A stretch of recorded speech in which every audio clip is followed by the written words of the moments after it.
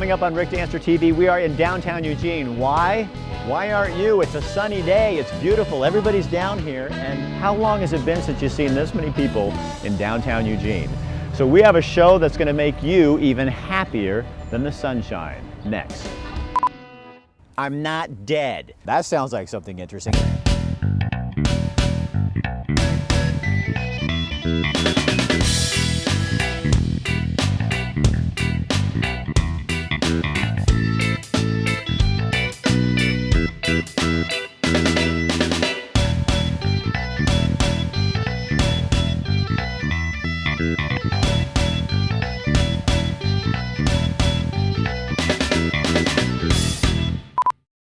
You watch the national news and you'll see lately there have been a number of police shootings that end up where the suspect is killed. If you go back in Eugene history, we've had some of those cases as well. We thought you might be interested to hear a local police officer's perspective. Well, I truly believe that, people really couldn't understand unless they went through one themselves. It's very hard to comprehend.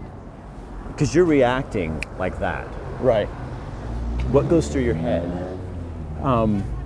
Well, you're just thinking about, from my experience, it was just like surviving. So first you're thinking the people that are around, you got to stop this guy from getting them. Right. Second, then it becomes, I want to go home to my family. Right. First, you have your job to do, and that's what it all started out doing, my job. And then it evolved and it just became more life-threatening. And at one point I remember thinking about my kids and thinking about that I was going home to them. I couldn't die. This couldn't end this way. Well, the first thing that I was thinking about is, first of all, I have to protect, the students and the staff at Churchill. Then ultimately, when it gets, more in depth, I'm, concerned about my safety, and I know that I have to do whatever it takes to survive. I do think about it a lot, and there's things that I'll never forget, and one of those is looking at, the suspect after I just shot him, and that's something that I'll never forget. What happened when you got home? What with your family? What went on with them? Well, I remember when I first walked through the doors, my 4 kids just come running up and give me the biggest hugs ever. My youngest daughter was 6 at the time, and I was on admin leave, and she started having reoccurring nightmares at night, every single night. She would wake up and she had this reoccurring nightmare that she was drowning. Yeah, she was terrified of me going back to work. Nothing in this life that I love more than my children. So I just think about them and thinking not being there for them. Just really, it makes me sad that it was really close. You look around the country at officer-involved shootings. I know you can't comment on each and every one of those, but what do you think people don't get? The general public doesn't quite understand. I think that they don't understand how quickly that incidents they go from just being a routine traffic stop to a deadly encounter, to a fight for your life, and how quickly that happens, and how quickly an officer has to make a split decision of what they're going to do. And if they make the wrong choice, they could die, or they make the wrong choice, they could be criticized and go to prison or lose their job. So do you think that police officers involved in shootings can be misunderstood pretty easily by the general public, or the situation can be? Yeah. Oh, definitely. And I think a lot of the people, they just get a short little snippet from the news, and they don't know the whole set of circumstances that happened way before the incident even became deadly. There's so much information that people need to understand, that it doesn't all just ultimately go from traffic stop to a shooting. It doesn't generally go that way. It's, there's a lot of stuff that happens before, during, then right up until the moment of the encounter. Before you rush to judgment, know the facts. And I know a lot of the times people will rush to judgment, and then once the facts are out there, they're like, oh, okay. But then all those words of the negative comments are already out there. You can't really take those back. There we go. There. Take the coat off. There. It's Oregon, it's a sunny day, and Bill Randall's got his coat on. What is downtown Eugene on a sunny day? It's awesome. Downtown Eugene is awesome on a rainy day. But much more awesome on a sunny day. Well, it's more awesome on a sunny day, absolutely. Well, get out of here. You have a job to do. Can I walk this way? Do I have to walk behind you? I can't walk in front of you, right? You walk this way. I walk that way. I'm going to go this way. When you're in Eugene, there's no shortage of places to go out to eat, but sometimes you want to get out of town. Sometimes you want to go to rural Oregon and find something just a little different.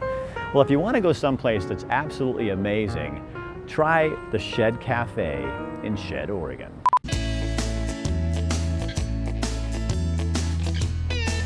It was Sunday morning. Kathy and I were looking for something different, something out of town, a place we hadn't eaten before. For some reason, I thought of the town of Shed. We looked it up online, found the Shed Cafe, and headed out of town. This is truly an old-fashioned diner, but spruced up a lot. This has been in the hands of farmers for many years, and Al and his business partner have been looking to get this place for a couple of years, and finally it came on the market. We finally got the Shed Diner after a couple years of trying. We were at Sweet Home. We're looking to put it back to the original diner form. These buildings used to come as a kit, kind of like a Sears Roebuck house. What Al and his business partner have done is created a place where the food is really good. Fresh cut French fries, hamburgers that are awesome, chef salad. It was only $7 for that. What they're trying to do is bring back that old feel, and we felt it. The people were nice, the neighbors came in. This is truly the culture of Shed and rural Oregon.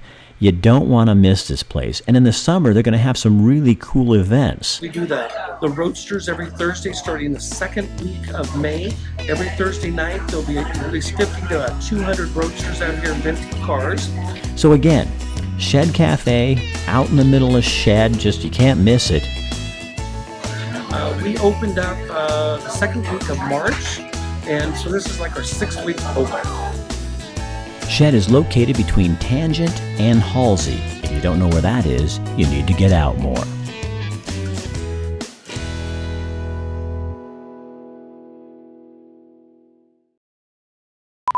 And joining us is, well, I don't have to really tell you who that is, do I? Always a joy, Rick. It's good to see you. Al Peterson, meteorologist at KVAL TV. We used to work together at KEZI. 17 years. 100 years ago. It was awesome. We're both 20. Yeah. But the reason Al's here is because back in 1999, the Kentucky Derby is the weekend of the 3rd of May. And in 1999, you and photographer Bill Getz, who's shooting this right now, went with Aaron and Marie Jones to the Kentucky Derby. And we're going to air that story following this. But I wanted to talk to you about that. Sure. So tell me, what was that like for you going back there with Aaron and Marie, and you were with Donald Trump and all the other people. All the other people like you, right? Yeah. Muhammad Ali and Donald Trump were in the paddock, and I wish Muhammad had.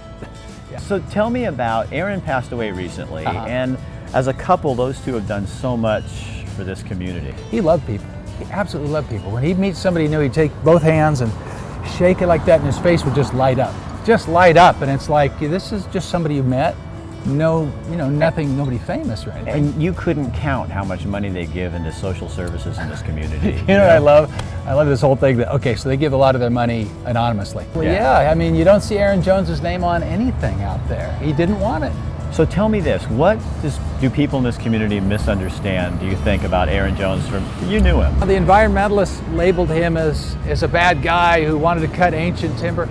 He didn't like ancient timber. He only cut second growth, and he had to work really hard to get permission to mill second growth.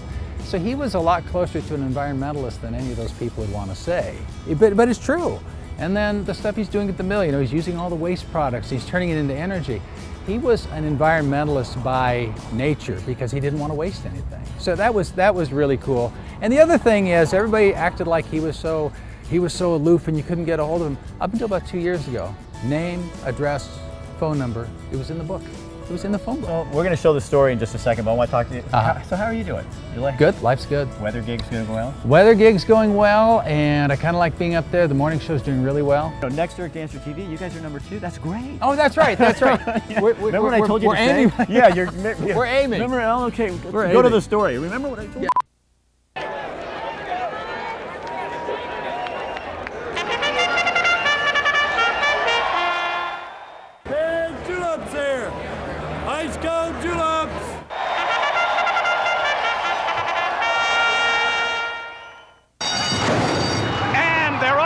The world focused on Louisville Saturday as the big horses competed in the 125th Kentucky Derby.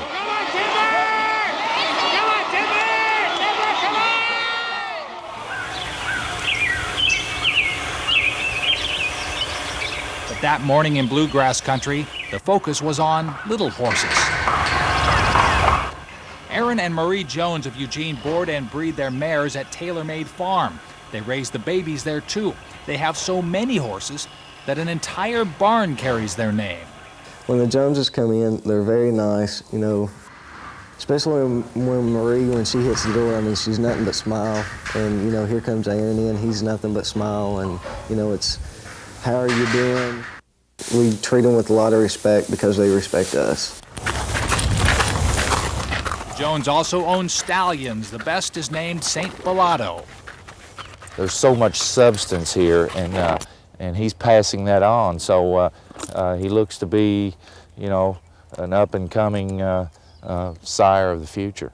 Derby horses are usually born to great stallions and great mares, and the Jones appear to have both. Derby, and there is Prime Timber, second in the Santa Anita Derby, as have been the last two winners of the Run for the Roses. But it will be up to the babies to prove it. This colt right here, he's by St. Bellado. And out in the field wise, you know, while the mares, they're out grazing and everything, he runs and he runs and he runs. Through on the inside, then Prime Timber, then the Jones saw their first Derby horse run a respectable fourth on Saturday, beaten just 2 lengths. But somewhere in this barn may be the Derby winner of 2001. If everything goes right and, you know, nothing gets hurt, everything goes smooth, I think definitely they'll make it back to the Derby. So it's possible the Jones may win the first Kentucky Derby of the new millennium. down the stretch they come.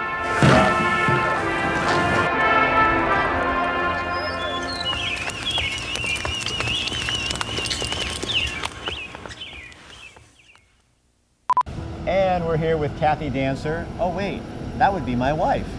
And she's here to talk about the Mohawk Valley Metric Century. Used to be Pedal for People. It's a bike ride. So tell me this is really fun stuff. We've done it every year. Yeah, it's an awesome ride. It's to benefit Oregon Supported Living Program, their Arts and Culture program. Well, the Arts and Culture program actually is a lot of different programs that support people with disabilities, but it's also an outlet for those who are creative in many different ways, and it's for the community. We have classes in art, painting. There's a wheelchair dancing class that is the most beautiful thing you've ever seen in your life. Then they also have like music classes or sign language, and I'm missing a lot. You can go to the website and look at the Oregon Supported Living Program's website, and the Arts and Culture, it's right on there. So, because we started Armitage Park and then kind of give people an idea where they hit, where they go Right, to. and we go through Marcola, Brownsville, Crawfordsville. Yeah, a lot of little towns, and it's just a beautiful ride. So there's how many? And it's just, you don't have to be like an expert bike rider to do this, because there's different ones. There's 40K, 60, 100, and 100 plus K. So the 100 plus is like this killer one that we did last year, and you get up off of Marcola Road and you're up over this hill. But this is for serious cyclists who really want to prove that you're something. Well, we're going to be there proving that we're something, because it's hard. It is hard. Yeah, it's a challenge. And when this is all over, there's like a huge party.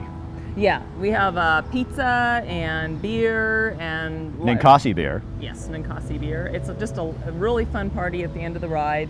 The other thing I want to say is that when we're saying K, that so a 40K is just like 20 miles. So it's not as far as it sounds. It's not as far as it sounds. There. So one last thing. So why I know, but for them, why do you do this?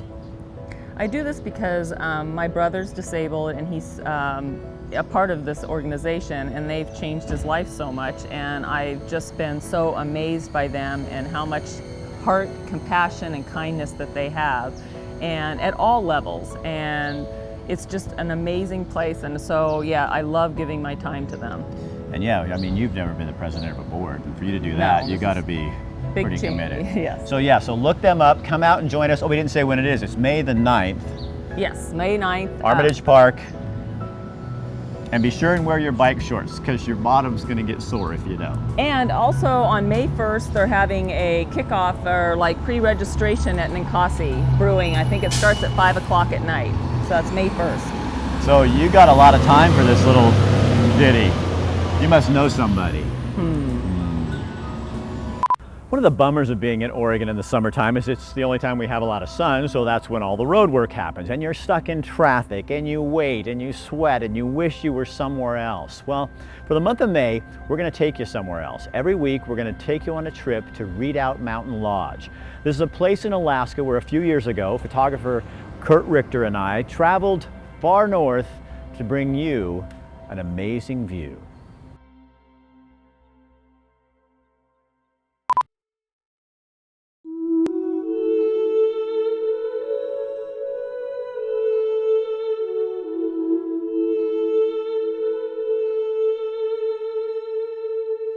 It's like going back in time. I mean, this is like the lower 48 was 100 years ago.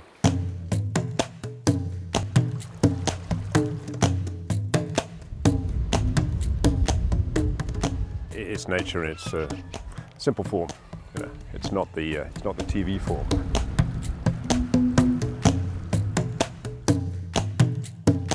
You know there's nobody for miles. I mean, literally miles and miles. You're not going to see another soul.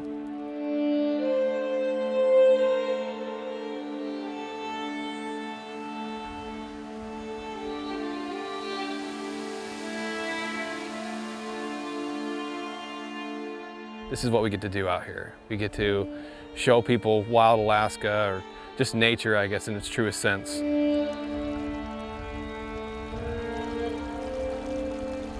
Because I think Alaska, for a lot of people, is a bucket list.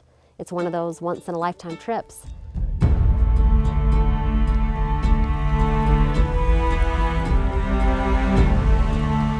I think it's something that words can't really express. It's beyond pictures, it's beyond words, it's beyond anything really tangible. Welcome to Alaska, a place where you don't manufacture remote. Remote is everywhere you look. There are 29 volcanoes in Alaska, and one of the most active sits right behind the Redoubt Mountain Lodge. We're going to introduce you to this hidden jewel. One of the coolest things about this place is there's only one way in and there's only one way out.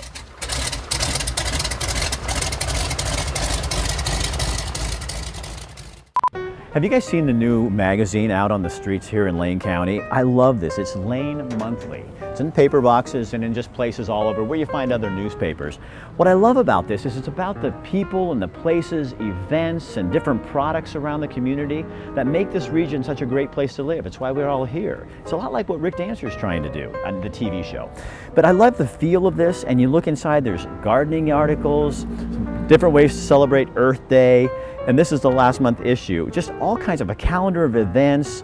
It is such a fun thing, and I love the way when you pick it up, it feels like kind of in between a magazine and a newspaper. You gotta check it out. It's locally produced, locally published, and everything in here is local. Lane Monthly. You do not want to miss it if you want to know what's going on around town. I mean, look, my head won't even, look, it doesn't, don't you make fun of my hair. She's making fun of my hair. Now you're going to be on top. Mannequin. It's like every hair's in place. GQ. Touch it, touch it. Ouch.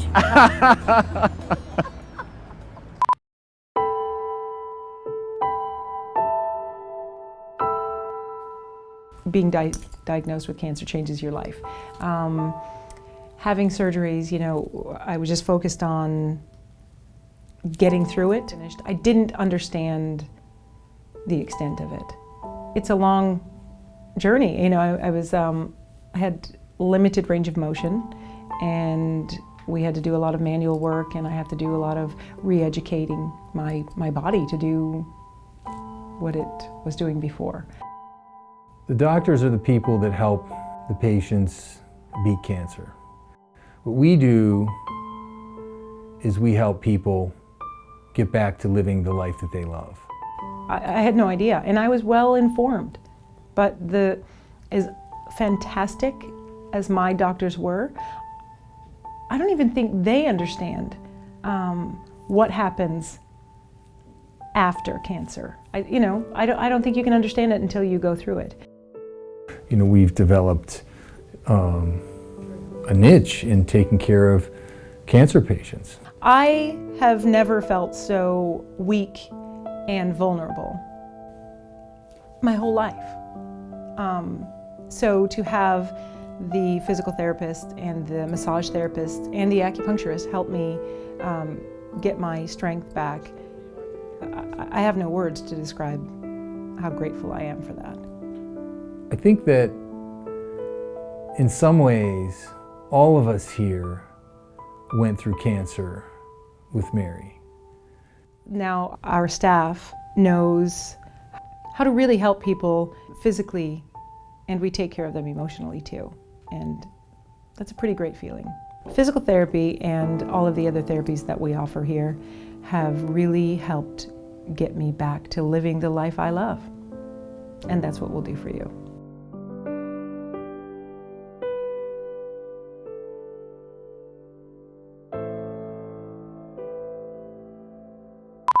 You know what I love about living in Western Oregon? Is when we want to do something, we really pull together as a community and do it. This week, Habitat for Humanity in Springfield and Eugene held a breakfast to raise $70,000 to build a house, raise the money to build a house in 1 hour. Hundreds and hundreds of people showed up. We'll tell you how they did in just a minute, but what I want you to know is the project's not over. We're still raising money, so at the end of this video, go to the website and see what you want to do to help somebody who needs a place to live.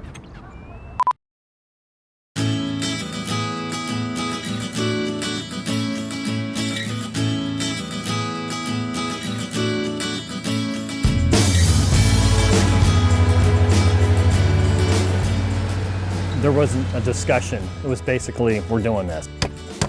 Build a house in an hour? Really? What a great opportunity. If we're going to do it, it's going to be as a community, it's going to be a community effort. In talking to these 7 businesses, they were excited, saying, well, we'll raise half of it, and the rest of the group needs to raise the other half, and in an hour, we're going to change a life for a family. So I put one to hold it on this side. The 7 companies are here to stabilize this and grow it and help us ensure that we can go from just a fundraising effort to building homes. That's our goal this year, is just in an hour, raise enough money to go ahead and just build a house for a family. The idea to build a house in an hour is super exciting. I've been to the breakfast before, and the idea that in one breakfast we could raise enough money to sponsor an entire house, that's pretty intriguing. For me is that it reminds us that we're not just here working to make a living, but we're also here to share a community with people who live here with us. You're breaking the cycle of poverty when you put a family into a home and give them opportunities that they would not be able to have otherwise.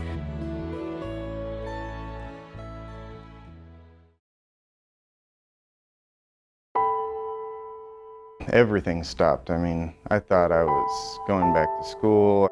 It only took about 30 minutes before they were pulling me in the room going, we're pretty sure you have cancer.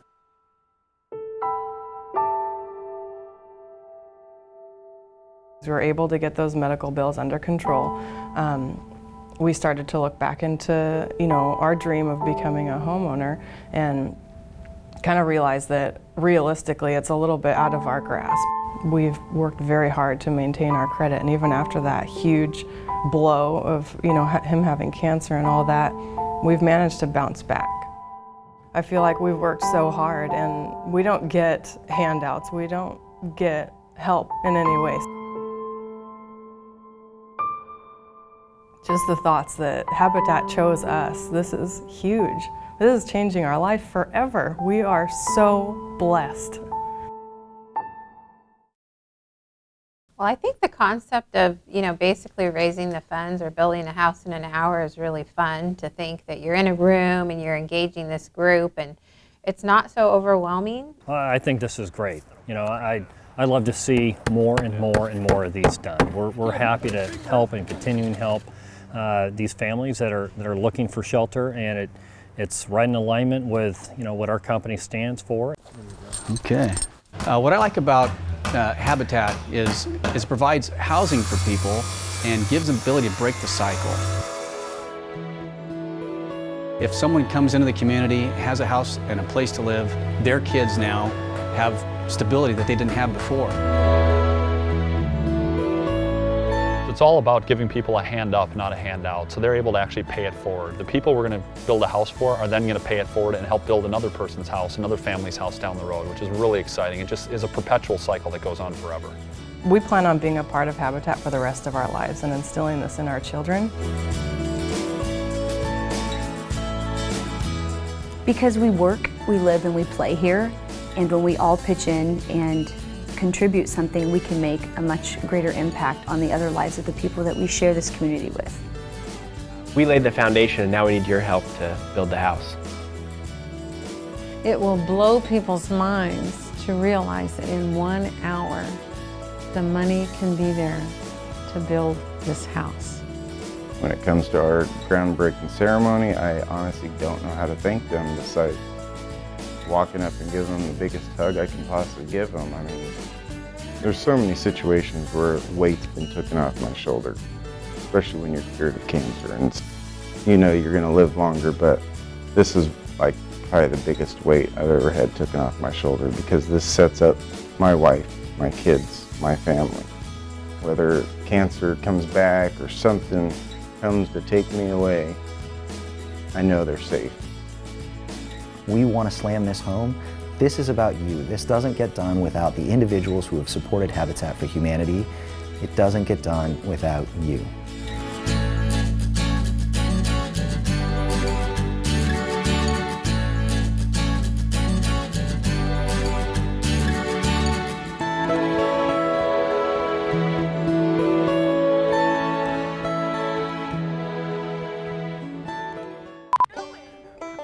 She's trying to pick me up. I love him and I would pick him up. This is an official pickup. See ya. Yeah. How you doing? It's good to see you. We're actually shooting a show. What show? My show. Oh, I know we're Cancer TV, but what's it about? It's about all kinds of things, but right now it's about you. Oh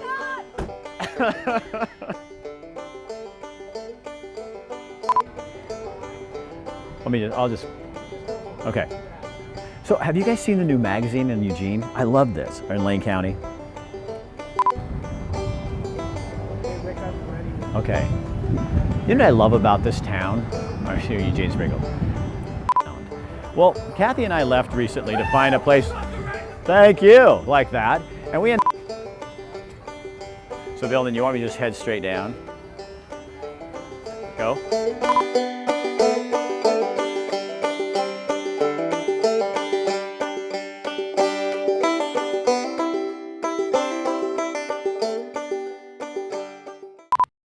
I'm not dead. That sounds like something interesting.